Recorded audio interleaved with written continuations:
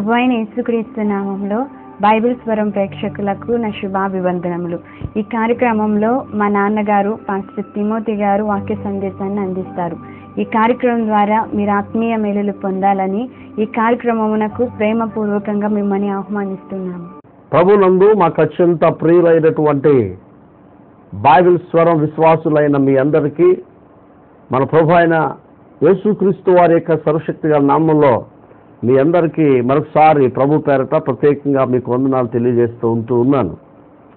మరొక కార్యక్రమం ద్వారా మీకందరికీ దేవుని వాక్యాన్ని చెప్పే గొప్ప భాగ్యాన్ని దేవాది దేవుడు నాకు ఇచ్చినందుకై నిజంగా నేను దేవుని ఎంతగానో స్తుతిస్తూ ఆయన నామాన్ని ఘనపరుస్తూ ఆయన నామాన్ని మహిమపరుస్తూ ఉన్నాను.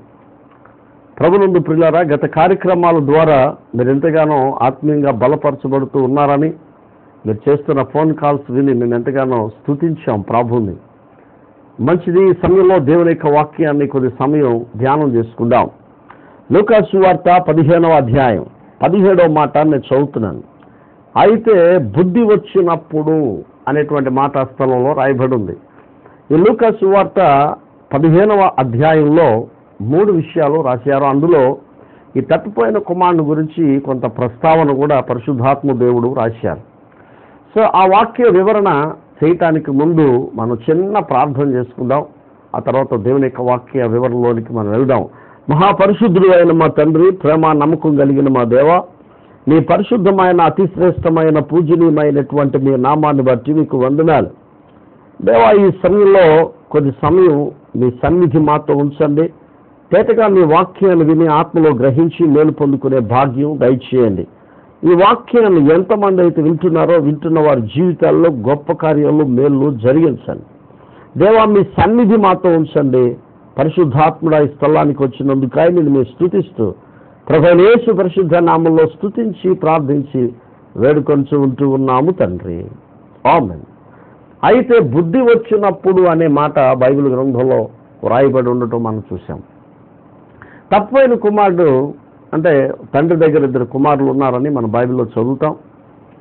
అయితే ఈ కుమారుడు తన ఆస్తినంతా సమకూర్చుకుని, తండ్రి దగ్గర నుంచి రావాల్సినటువంటి ఆస్తినంతా సమకూర్చుకుని దూరదేశం వెళ్ళి అక్కడ దుర్వ్యాపారము వలన తన ఆస్తినంతా పాడు చేసి చివరికి భ్రష్టుడైపోయి పందులు తినేటువంటి పొట్టు తింటానికి కూడా ఆశపడ్డాడని మనం 15వ అధ్యాయంలో మనం చదువుతాం.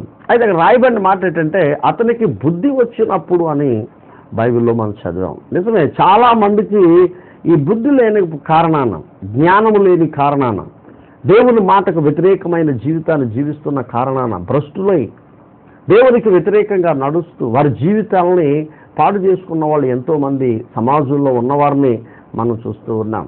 నిజంగా మరి అంచె దినాల్లో దేవుని మందిరానికి వెళుతూ కూడా జ్ఞానం లేనటువంటి మనుషులు ఎంతోమంది ఉన్నారు.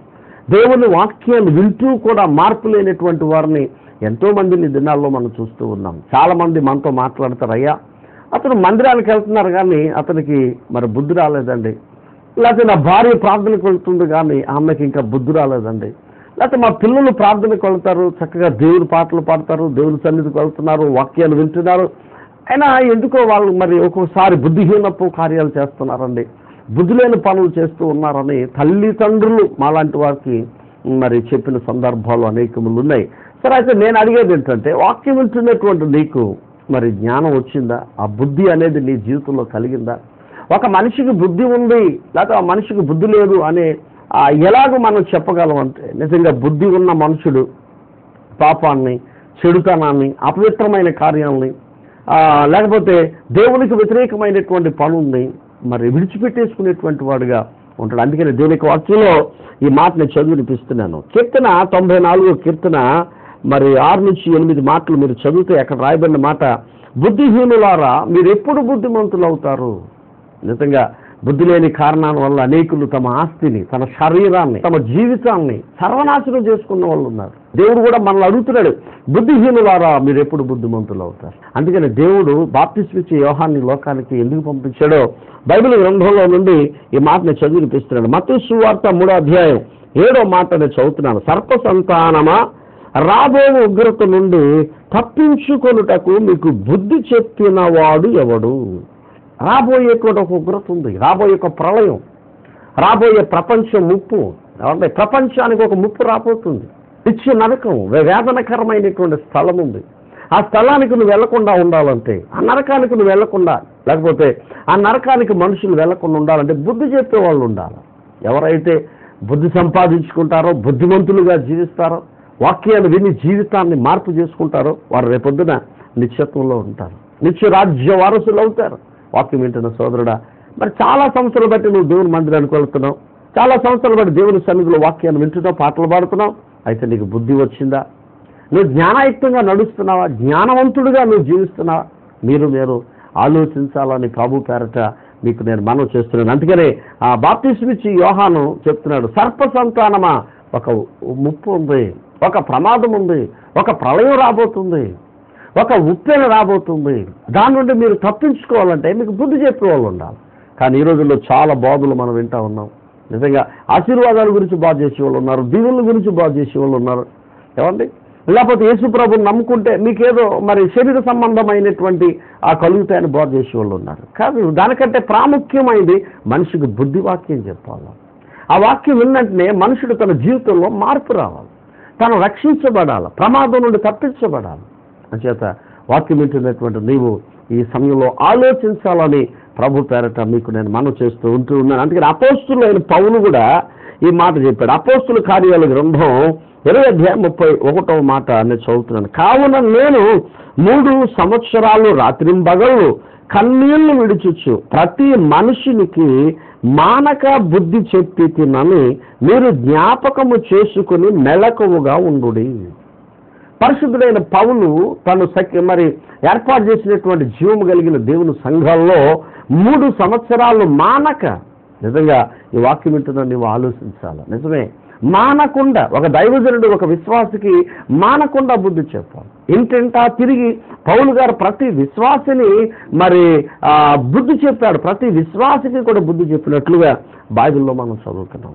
వాక్యం వింటున్న సోదరుడా, దైవజనుడు నీకు బుద్ధి చెప్పినప్పుడు, ఒకవేళ నువ్వు అపవిత్రమైన పని చేస్తుంటే, ఒకవేళ దేవునికి వ్యతిరేకమైన పని చేస్తుంటే, ఒకవేళ నువ్వు బుద్ధిహీనపు కార్యాలు చేస్తూ ఉంటే, దేవునికి వ్యతిరేకంగా నువ్వు నడుస్తున్నప్పుడు దైవజనుడు నేను మరి ఖండిస్తే, నేను మందలిస్తే, చాలామంది దినాల్లో కోప్పడేటువంటి వారు, దేవుని సహవాసానికి, దేవుని మందిరానికి దూరం అయిపోయేటువంటి వారు ఎంతోమంది ఉన్నారు. అలాగైతే పరిశుద్ధుడైన పౌలు అంటాడు, నేను మానకుండా, ఒకవేళ ఒక వ్యక్తికి మనం బుద్ధి చెప్పినప్పుడు ఆ వ్యక్తి మన మీద కోప్పడవచ్చు, లేకపోతే అతను మన మీద చెడ్డగా ప్రచారం చేయొచ్చు. అయినా మనం మానకుండా ఆ వ్యక్తికి బుద్ధి చెప్పాలని పౌలు గారి ద్వారా మనం నేర్చుకుంటాం. వాక్యాన్ని వింటున్నటువంటి ప్రియ సోదరి సోదరుడా, నువ్వు బుద్ధి నేర్చుకోవాలా? నువ్వు వాక్యానుసారంగా నడుచుకోవటం, వాక్య పెరుగులో జీవితాన్ని సరి చేసుకోవడం మనం నేర్చుకోవాలి. అంచేత దేవునికి వాక్యంలో ఈ మాట కూడా రాయబడి ఉంది. మొదటి కొరింథీయులకు రాసిన పత్రిక 10వ అధ్యాయము 11వ మాట నేను చదువుతున్నాను. ఈ సంగతులు దృష్టాంతములుగా వారికి సంభవించి యుగాంతమందున్న మనకు బుద్ధి కలుగుటకై వ్రాయబడను. పరిశుద్ధ గ్రంథంలో ఉన్న ఆ చరిత్రలన్నీ ఎందుకు రాశారు? అబ్రహాము చరిత్ర మనం ఎందుకు చదువుకుంటున్నాం? యాకోబు చరిత్ర ఎందుకు చదువుతున్నాం? ఆదాము చరిత్ర ఎందుకు చదువుతున్నాం? ఇజ్రాయేలీల ప్రయాణాల్లో ఇజ్రాయేలీలు దేవుని మీద తిరుగుబాటు చేసినటువంటి ఆ సందర్భాలు మనం అనేక పర్యాలు ధ్యానం చేస్తున్నాం. ఇవన్నీ ఎందుకు అంటే మనకు బుద్ధి కలగటానికి, యుగాంతమందున్న మనకి బుద్ధి కలుగుటకై ఈ దృష్టాంతాలన్నీ రాయబడ్డాయి. మరి ప్రతి ఆదివారం వెళ్ళి వాక్యం వింటున్నాం. నీకు ఎప్పుడైనా బుద్ధి వచ్చిందా? బుద్ధి కలిగిందా? పాపాన్ని, అపవిత్రమైన కార్యాలని, చెడుతనాన్ని నువ్వు మానుకోగలుగుతున్నావా? ఈ విషయాన్ని ఒక విశ్వాసిగా నువ్వు ఆలోచించాలని, ఒకవేళ వాక్యం వచ్చే చెప్పేటువంటి దైవసేవకుడిగా ఒకవేళ ఈ వాక్యాలు వింటే నువ్వు కూడా ఆలోచించుకోవాలని ప్రభు పేరట మీకు నేను మనవి చేస్తూ ఉన్నాను. ప్రభు చెప్పినాడు, యుగాంతమందున్న మనకి బుద్ధి కలుగుటకై వ్రాయబడేది. పరిశుద్ధ గ్రంథంలో విలువైనటువంటి సంగతులు, భక్తుల చరిత్రలు, పరిశుద్ధులైన పౌలు చరిత్ర, లేకపోతే పేతురు చరిత్ర, లేకపోతే అపోస్తుల చరిత్రలు మనం ధ్యానం చేస్తున్నాం. ఎందుకనంటే మనకి జ్ఞానం రావాలి. అందుకే దేవునికి వాక్యంలో సులభమైన మాట కూడా చెప్పారు. సామెతల గ్రంథం 4వ అధ్యాయం 7వ వాక్యం, నీ సంపాదన అంతా ఇచ్చి బుద్ధి సంపాదించుకో. అది నీ సంపాదన అంతా ఇచ్చి నువ్వు బుద్ధి సంపాదించుకో అన్నాడు. ఈ లోకంలో చాలా మంది అన్ని సంపాదించుకునే వాళ్ళు ఉన్నారు. నేలలు సంపాదించుకునే వాళ్ళు ఉన్నారు, ఉద్యోగాలు సంపాదించుకుంటున్నారు, పొలాలు సంపాదించుకునే వాళ్ళు ఉన్నారు, పేరు ప్రఖ్యాతులు సంపాదించుకునే వాళ్ళు ఉన్నారు. ఆదికాండం 11వ అధ్యాయంలో మీరు చదివితే పేరు సంపాదించుకున్న రండని ఆ బాబేలు గోపురాన్ని కట్టారు వాళ్ళు. నిజంగా పేరు సంపాదించుకున్న వాళ్ళు ఉన్నారు. బైబిల్ పేరు చెప్పి మరి ఆస్తులు సంపాదించుకున్న వాళ్ళు ఉన్నారు. నా ప్రియమైనటువంటి దేవుని పిల్లలు, ఇది కాదు మనం సంపాదించుకోవాల్సింది. సొలొమోను చెప్తున్నాడు, నీ సంపాదన అంతా ఇచ్చి బుద్ధి సంపాదించుకో. నీ నిజంగా బోలు సంపాదన ఉంది, కానీ నీ దగ్గర బుద్ధి లేకపోతే అదంతా ఆ తప్పిపోయిన కుమారుడు దుర్వ్యాపారం చేసి ఆస్తిని పాడు చేసినట్టుగా నీ ఆస్తి అంతా మరి చేతులారా నువ్వు పాడు చేసుకుంటావు. దేవుని యొక్క వాక్యాన్ని వింటున్న సోదరుడా, నువ్వు బుద్ధి సంపాదించుకున్నావా? ఎన్ని సంవత్సరాలు బట్టి దేవుని మందిరానికి వెళుతూ, ఎన్ని సంవత్సరాలు బట్టి పరిశుద్ధ గ్రంథాన్ని నువ్వు మోస్తూ, యేసు మా దేవుడు, యేసు మా రక్షకుడు, లేదా యేసు ప్రభు మా దేవుడు, యేసు ప్రభుని గురించి మేము ఎరుగుదు, యేసు ప్రభుని గురించి మాకు క్షుణ్ణంగా తెలుసు అని చెప్పుకుంటున్నటువంటి మనం మన జీవితాల్లో ఈ బుద్ధి వాక్యం ఉందా? ఏమంటే బుద్ధిని సంపాదించుకుని అనేకుల్ని బుద్ధిమంతులుగా మనం చేయగలుగుతున్నామా? లేకపోతే అనేకుల్ని ప్రభు దగ్గరికి మనం నడిపించగలుగుతున్నామా? పాపములో, అపరాధములో చెడిపోయిన వారిని వాళ్ళని సువార్త చెప్పి వాళ్ళని రక్షణ మార్గంలోనికి మనం నడిపించగలుగుతున్నామా? చాలామంది ఏమంటారంటే ప్రార్థనకి వెళ్ళిన వాళ్ళు మారమనండి. చాలామంది మా బోటి వారికి చెప్తూ ఉంటారు, ఏమండి ఆ ప్రార్థనకి వెళ్ళే వాళ్ళని, ఆ వాక్యం చెప్పే వాళ్ళని, లేకపోతే ఆ సంఘ పెద్దల్ని, లేకపోతే ఆ ప్రార్థనలో వెళ్ళి దేవుని సన్నిధిలోకి వెళ్ళి ప్రార్థన చేసుకునే వాళ్ళు ఆ లోపలికి వెళ్ళి బాగానే ఉంటున్నారు, బయటకు వచ్చిన తర్వాత బుద్ధిహీన పనులు చేస్తున్నారు. సో అలాంటి వారిని చూసి మేము ఎలా మారగలం అనేటువంటి వారిని ఈ దినాల్లో. అందుకని ప్రభు కూడా చెప్పాడు, మిమ్మల్ని బట్టియే కదా అనేకులు నా నామాన్ని దూషిస్తున్నారు, అవమానపరుస్తున్నారు అని ప్రభు చెప్తున్నాడు. వాక్యం వింటున్న ప్రియ సహోదరుడా, అందుకనే ఆయనకు బుద్ధి వచ్చినప్పుడు అనే మాట మనం చదువుతున్నాం. ఎప్పుడైతే కుమారుడికి బుద్ధి వచ్చిందో ఆయన ఒక తన మనసులో అనుకున్నాడు. ఏమని అనుకున్నాడంటే, నా తండ్రి ఇంటి దగ్గర అనేకులు కొన్ని వంటకు భోజనం సమృద్ధిగా దొరుకుతుందని. నేనైతే ఇక్కడ చనిపోతున్నాను, అదే బుద్ధి రావడం అంటే. ఒకవేళ గతంలో నువ్వు మంచి ప్రార్థనాపరుడివి, ఒకవేళ ప్రార్థనలో నువ్వు పడిపోయినవేమో, ప్రార్థనలు దూరం అయిపోయినవేమో, ప్రార్థనకి దూరం అయిపోయి దేవుని వాక్యానికి దూరం అయిపోయి భ్రష్టుడు అయిపోయినవేమో, మరలా నేను దేవుని మందిరానికి వెళ్ళాలన్న ఆలోచన నీకు ఎందుకు రాకూడదు? ప్రార్థన చేసుకోవాలన్న ఆలోచన నీకు ఎందుకు రాకూడదు? దేవుని మందిరానికి వెళ్ళి వాక్యాన్ని ధ్యానం చేయాలనేటువంటి ఆలోచన నీకు ఎందుకు రాకూడదు? అలాంటి ఆలోచన వచ్చిందంటే నీకు బుద్ధి వచ్చిందని లెక్క.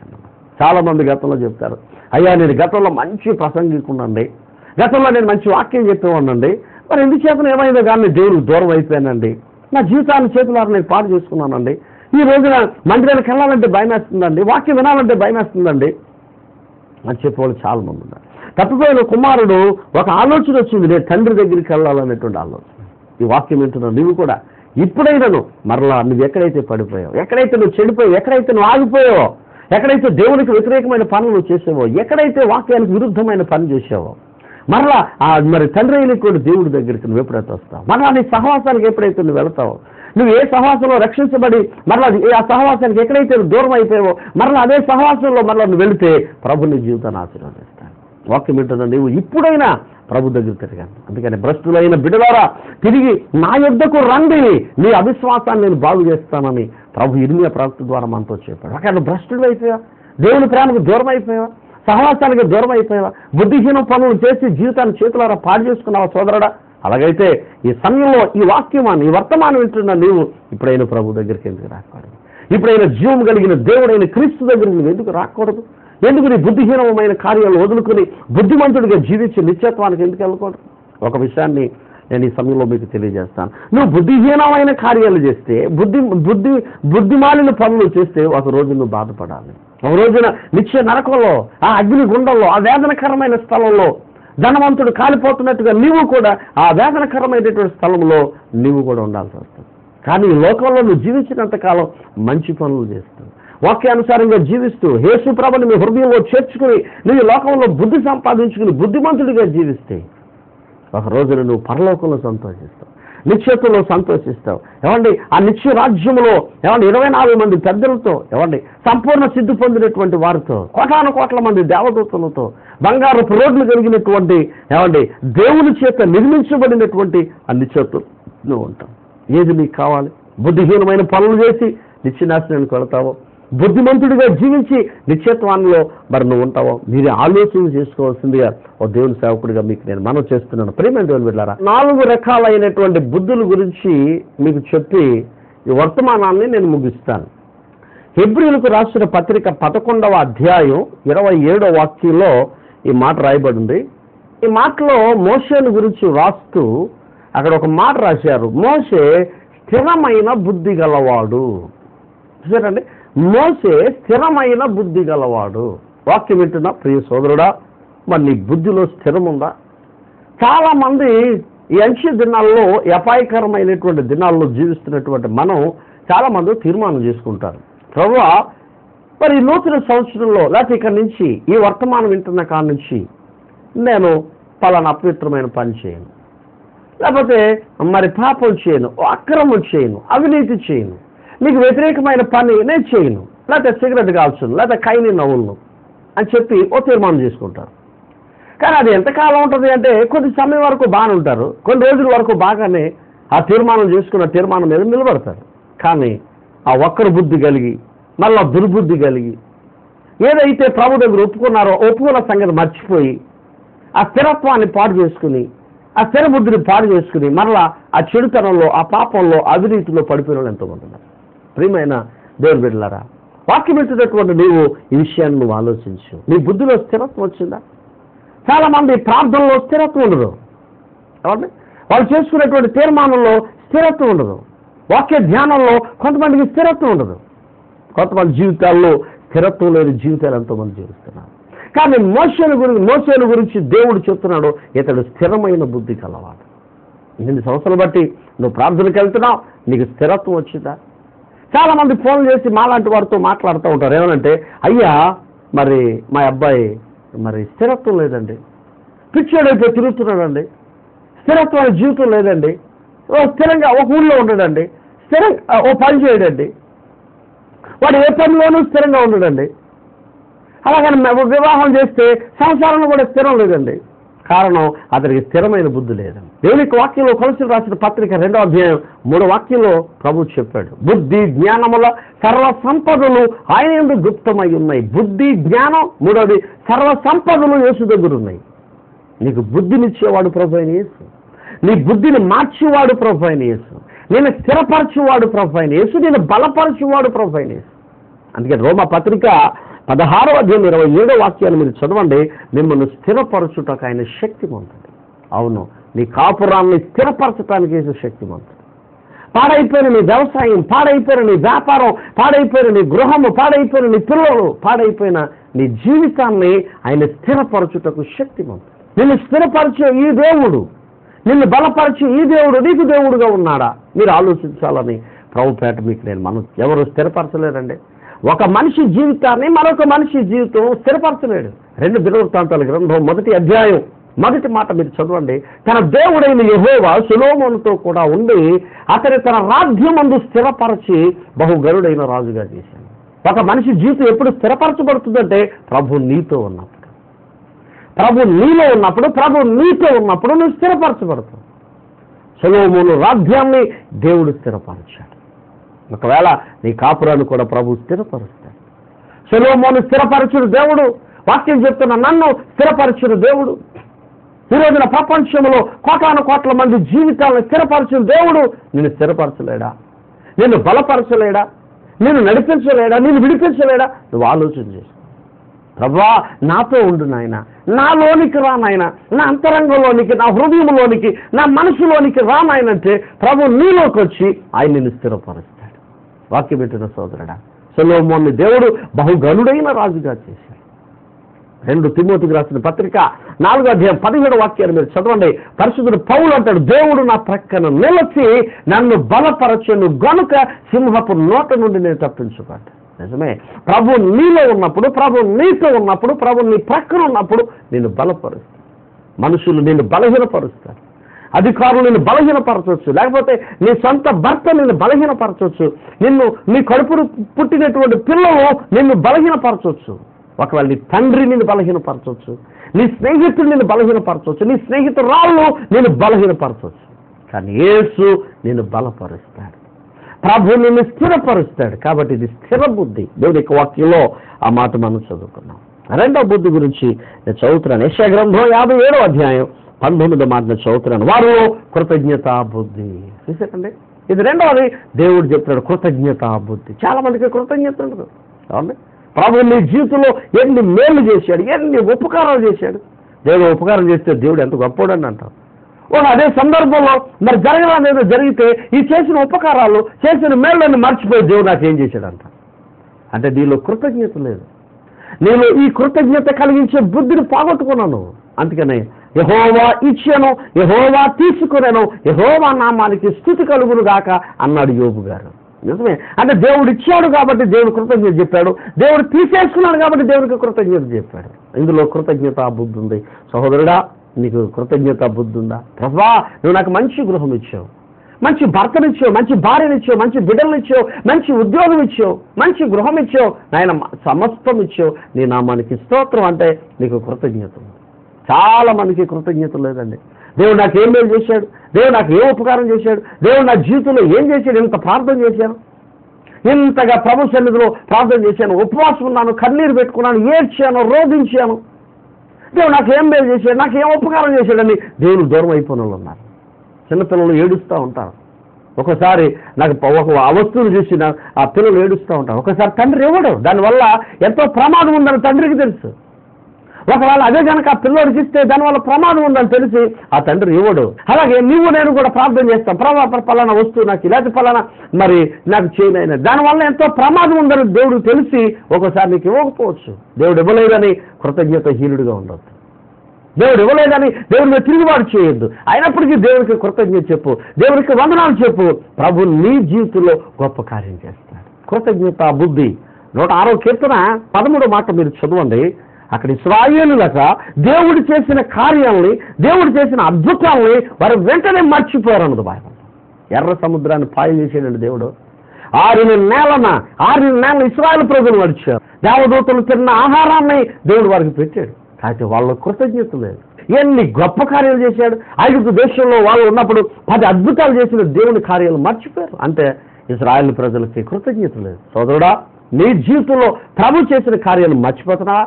అందుకనే కీర్తన 9వ కీర్తన 17వ చరణాన్ని మీరు చదవండి. దుష్టులు దేవుణ్ణి మర్చిపోయిన వారు నరకానికి వెళ్తారు. ఒకవేళ నీకు కృతజ్ఞత లేకపోతే, దేవుడు చేసిన అద్భుతాలు కనుక నువ్వు మర్చిపోతే ఒకరోజు నువ్వు బాధపడతావు, ఒకరోజు నువ్వు దుఃఖపడతావు, ఒక రోజున మరి నీ జీవితంలో వేదన పడతావు. 3వ బుద్ధి మీకు నేను చెప్తున్నాను. దేవునికి వాక్యంలో సమూయేలు మొదటి గ్రంథం 24:18 మాటలు చదువుతున్నాను. ఈ దినమున నీవున్న అపకారమునకు ఉపకారము చేసిన వాడవై నా ఎడల నీకున్న ఉపకార బుద్ధిని వెల్లడి చేసేటివి గనుక నీవు నాకంటే నీతిపరుడవు. అది చేసుకోండి. ఉపకార బుద్ధి చూశారంటే దావీదట మరి సౌలుకి ఉపకారం చేశాడంట. సౌలు చెప్తున్నాడు ఆ మాట. శత్రువైన సౌలు దావీదు గురించి చెప్తున్నాడు. దావీదా, నేను నీకు అపకారం చేశానయ్యా, నువ్వు నాకు ఉపకారం చేసి నీకున్న ఉపకార బుద్ధిని వెల్లడి చేశాను. సోదరుడా, నీ శత్రువుకు నువ్వు ఉపకారం చేయగలవా? నీ మీద చెడ్డ మాటలు పలుకుతున్నవారు, నిన్ను అవమానపరచువారు, నీకు కీడు చేసిన వారు, నీకు అపకారం చేసిన వారికి మరలా నువ్వు ఉపకారం చేయగలవా? అలా చేయగలిగితేనే యేసు నీలో ఉన్నట్టు. ఏమండి, దావీదు సౌలుకి ఎంతో ఉపకారం చేశాడు. సౌలు దొరికిపోయాడు, చంపేయచ్చు, కానీ తను క్షమించి వదిలేసినట్టుగా వస్త్రపు చెంగుని కోసినందుకు దావీదు బాధపడ్డాడు ఉంది బైబిల్లో. సౌలులో మరి అపకారం చేసే బుద్ధి ఉంది, దావీదులో ఉపకారం చేసే బుద్ధి ఉంది. సౌలులో దురాత్మ ఉంటే దావీదులో పరిశుద్ధాత్ముడు ఉన్నాడు. ఈ దావీదు మన ప్రభువైన యేసుకు గుర్తుగా ఉన్నాడు. ఒకప్పుడు నువ్వు కృతజ్ఞత లేనివాడిగా, నేను కృతజ్ఞత లేనివాడిగా, దేవునికి వ్యతిరేకంగా మనం జీవిస్తున్నప్పుడు యేసుక్రీస్తు వారు మనకు ఉపకారం చేశారు. చూడండి ఈ మాట నేను చదువుతున్నాను. ప్రియమైన బిడ్డలారా, లూకాసు వార్త 6:35 మాట మీరు చదవండి. ఆయన కృతజ్ఞత లేని వారి ఎడలను, దుష్టుల ఎడలను ఉపకారి అయి ఉన్నాడు. దావీదు యేసు ప్రభుకు గుర్తుగా ఉన్నాడు.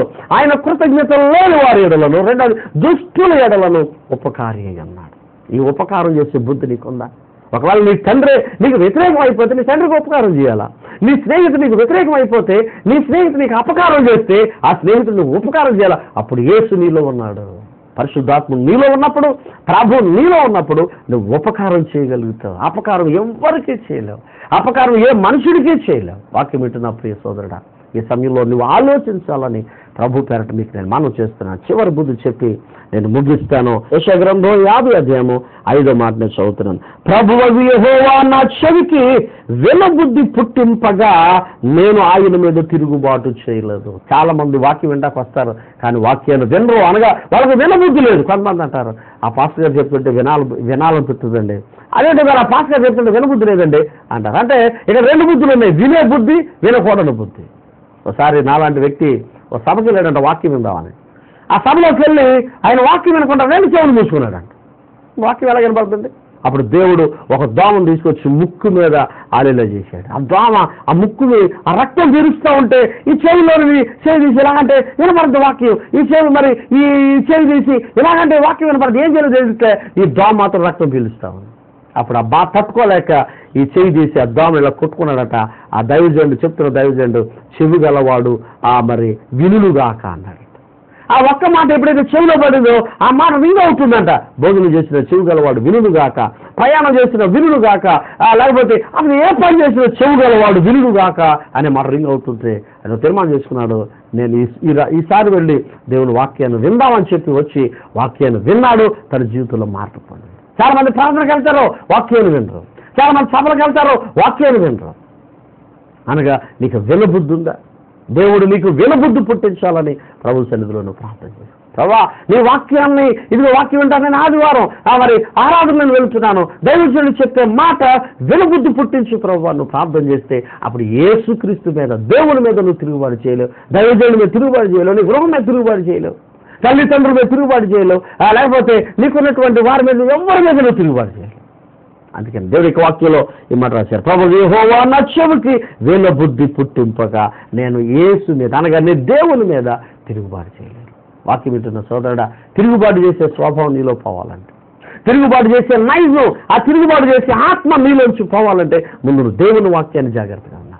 అప్పుడు దేవుడు నీకు వినబుద్ధిస్తాడు, నీ జీవితాన్ని మారుస్తాడు, అద్భుతమైన కార్యం చేస్తాడు. కాబట్టి తప్పైన కుమారుడు బుద్ధి వచ్చింది, తండ్రి దగ్గరికి వచ్చాడు, తండ్రి దగ్గరికి వచ్చి పశ్చాత్తాపాన్ని ఏడ్చాడు, మరలా తండ్రిని హత్తుకున్నాడు. అదేవిధంగా నీకు కూడా బుద్ధి వచ్చినప్పుడు ప్రభు దగ్గరికి రా.